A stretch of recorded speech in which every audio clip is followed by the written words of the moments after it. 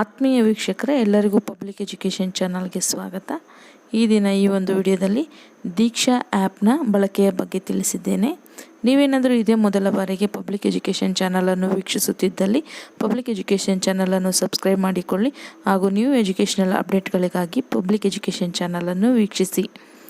ಎಲ್ಲ ಶಿಕ್ಷಕರಿಗೆ, ಪೋಷಕರಿಗೆ ಹಾಗೂ ವಿದ್ಯಾರ್ಥಿಗಳಿಗೆ ಅತ್ಯಂತ ಉಪಯುಕ್ತವಾದಂತಹ ಆ್ಯಪ್ ದೀಕ್ಷಾ ಆ್ಯಪ್ ಆಗಿದೆ. ಇದನ್ನು ಯಾವ ರೀತಿ ಡೌನ್ಲೋಡ್ ಮಾಡ್ಕೊಳ್ಳೋದನ್ನೆಂಬುದನ್ನು ನೋಡೋಣ. ಪ್ಲೇಸ್ಟೋರ್ ಮುಖಾಂತರ ಹೋಗಿ ದೀಕ್ಷಾ ಪೋರ್ಟಲ್ ಆ್ಯಪನ್ನು ಡೌನ್ಲೋಡ್ ಮಾಡ್ಕೊಳ್ಳಿ. ನೋಡಿ, ಡೌನ್ಲೋಡ್ ಆದಾಗ ಈ ರೀತಿಯ ಫ್ರಂಟ್ ಪೇಜ್ ಕಾಣಿಸುತ್ತೆ. ವೆಲ್ಕಮ್ ಟು ದೀಕ್ಷಾ ಅಂತ. ಇಲ್ಲಿ ಲ್ಯಾಂಗ್ವೇಜಸ್ ಸೆಲೆಕ್ಟ್ ಮಾಡ್ಕೊಳ್ಳೋ ಆಪ್ಷನ್ ಇದೆ. ನಾನೀಗ ಕನ್ನಡ ಲ್ಯಾಂಗ್ವೇಜ್ ಸೆಲೆಕ್ಟ್ ಮಾಡ್ಕೊಳ್ತಾ ಇದ್ದೀನಿ. ನೋಡಿ, ಕೆಳಗಡೆ ಇರುವ ಬಟನ್ ಮುಂದುವರಿಸಿ ಮೇಲೆ ಕ್ಲಿಕ್ ಮಾಡಬೇಕೀಗ. ನಂತರ ಇಲ್ಲಿ ದೀಕ್ಷಾಗೆ ಸ್ವಾಗತ ಅಂತಿದೆ. ಇಲ್ಲಿ ನೀವು ಶಿಕ್ಷಕರ, ವಿದ್ಯಾರ್ಥಿಯ ಅಥವಾ ಇತರೇನ ಅಂತೇಳಿ ಸೆಲೆಕ್ಟ್ ಮಾಡಬೇಕು. ನಾನು ಶಿಕ್ಷಕರ ಆಪ್ಷನನ್ನು ಕ್ಲಿಕ್ ಮಾಡ್ತೀನಿ. ನೋಡಿ, ಈಗ ಈ ರೀತಿ ಪೇಜ್ ಓಪನ್ ಆಗಿದೆ.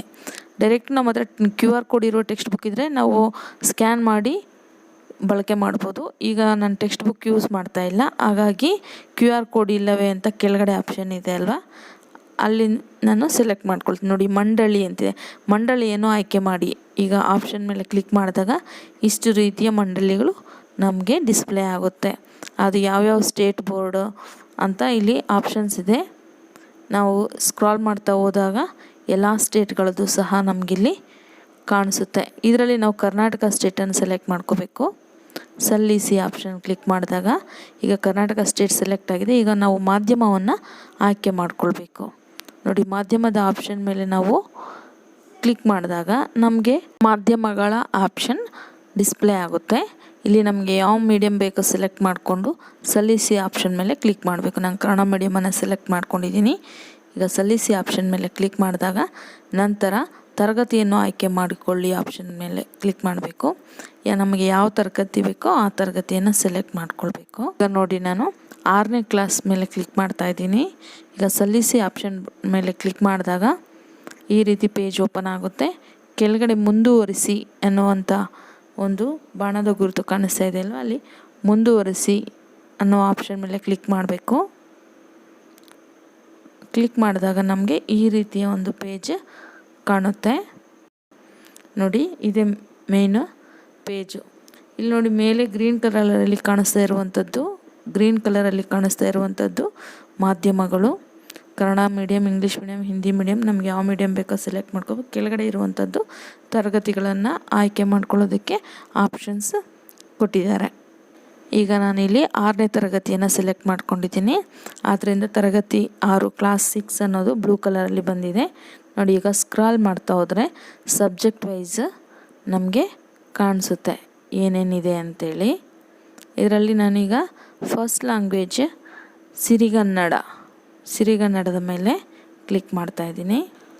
ಈಗ ಇಲ್ಲಿ ಪಾಠದ ಹೆಸರುಗಳು ಡಿಸ್ಪ್ಲೇ ಆಗ್ತಾ ಇದೆ. ನೋಡಿ, ದೊಡ್ಡವರ ದಾರಿ ಪಾಠಕ್ಕೆ ಸಂಬಂಧಪಟ್ಟಾಗೆ 4 ಭಾಗಗಳಾಗಿ ವಿಡಿಯೋಗಳನ್ನು ಮತ್ತು ಅಭ್ಯಾಸ ಚಟುವಟಿಕೆಗಳನ್ನು ನೀಡಿದ್ದಾರೆ.